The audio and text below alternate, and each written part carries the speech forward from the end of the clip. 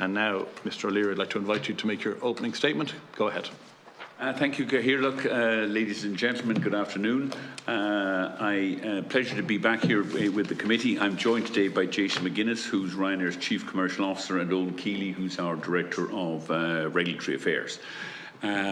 We think it's timely, and with your permission, we have a couple of very brief slides, which I think is an easier way than submitting a written presentation, setting out where the issues are with the traffic cap at Dublin Airport, which is heavily constraining our traffic growth at Dublin, and also at Cork, Shannon, and in the rest of the country. So just to touch base, we are Europe's largest airline this year, and we're also Europe's fastest growing airline. This year we're going to grow by about another 16 million passengers, from 184 million passengers last year to 200 million passengers this year. The tragedy in Ireland is none of that 16 million passenger growth is coming to Ireland.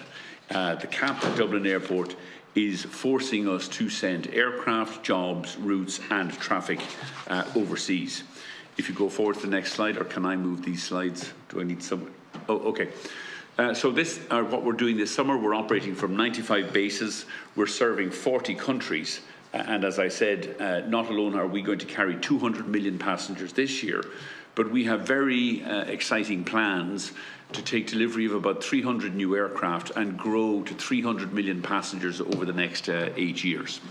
And again, unless that traffic cap is moved at Dublin Airport, none of that growth will be coming to Ireland. And we want, because we're based here, it has always been our policy to deliver growth in routes, traffic and jobs here in Ireland. But at the moment, we're being impeded from doing so. Next slide. Post-COVID, we are the only airline in Europe that has recovered, that has grown significantly. Our traffic is up 35%. Pre-COVID, we were carrying 150 million passengers. As I said, this year, 200 million passengers. Despite the challenges of Boeing air delivery delays, higher priced fuel and a war in Ukraine and the Middle East. We are making very strong market share gains across the EU, except in Ireland. In Portugal, in Italy, in Spain, in Poland, etc. Ryanair is now the #1 airline in all of those major markets.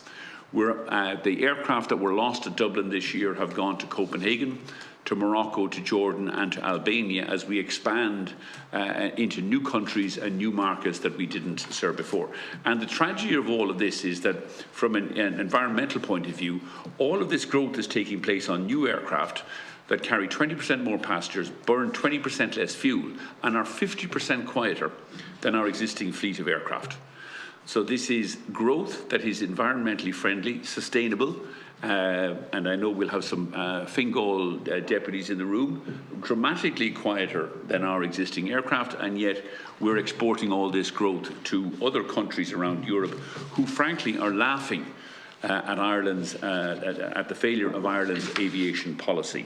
And what I fail to understand here is we are capped at Dublin at 32 million passengers a year, despite having just opened a second runway at a cost of some 300 million euros, which gives Dublin Airport the capacity to handle 60 million passengers a year.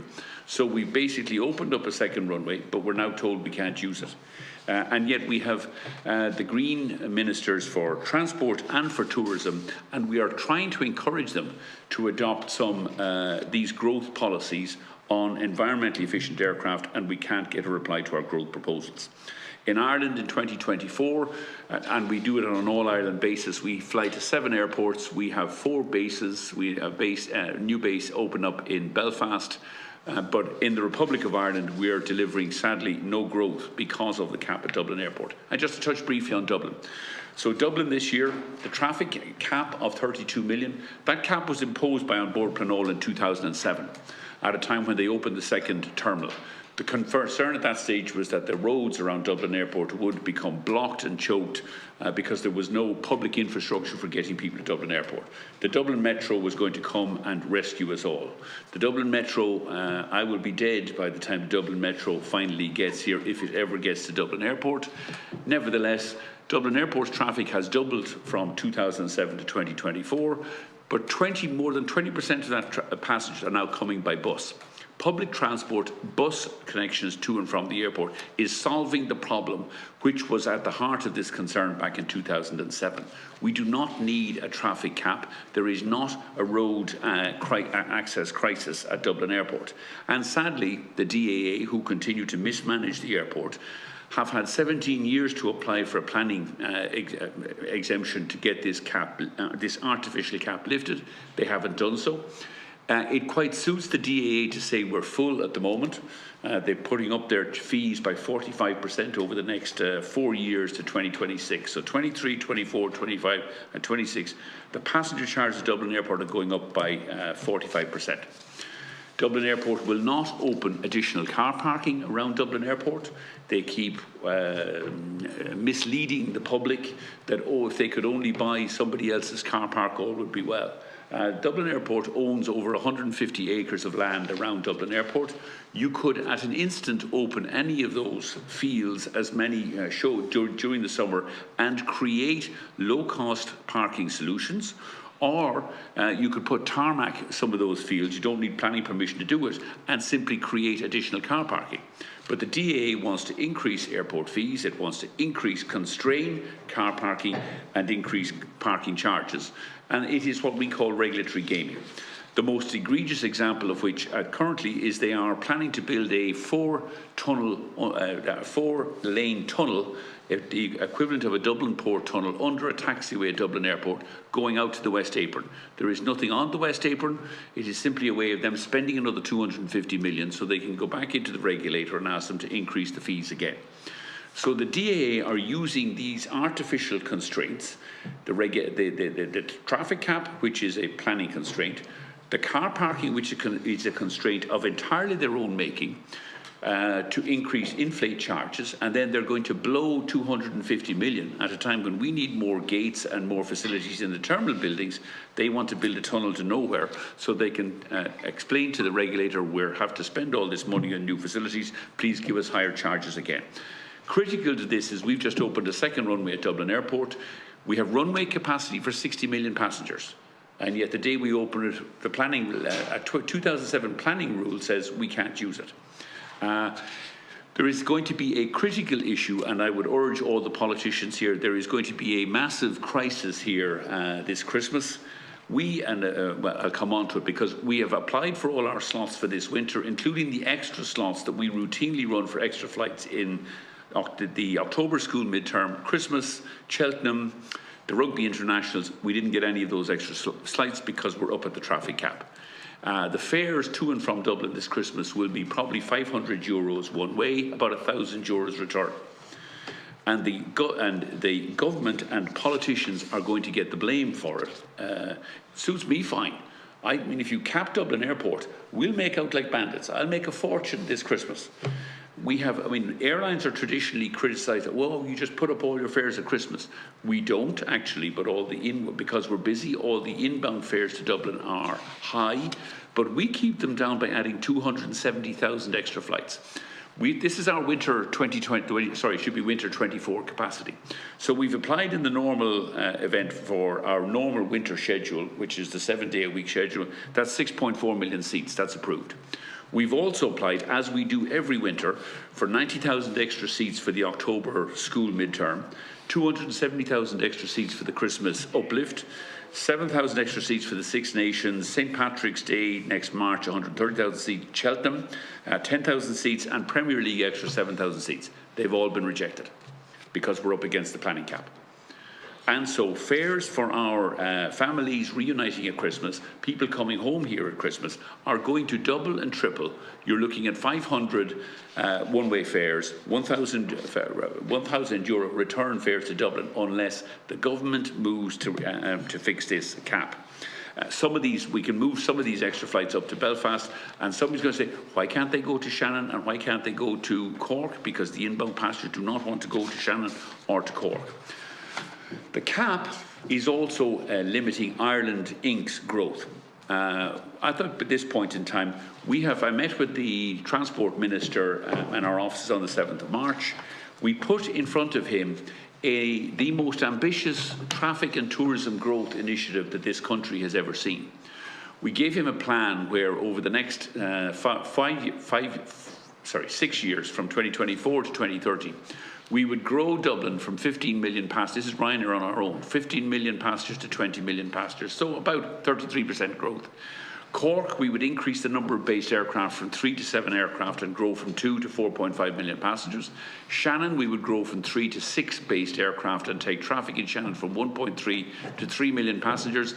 And Knock, where we think there's a potential in the next year or two to open a base, 2 aircraft, doubling Knock's traffic from 700,000 to 1.5 million. In total, Ireland, if we lift the cap at Dublin Airport, Ryanair is willing to grow and invest 50% traffic growth from 20 to 30 million passengers over the next 6 years. Sadly, we haven't yet got a reply from the Transport Minister to that submission on the 7th of March.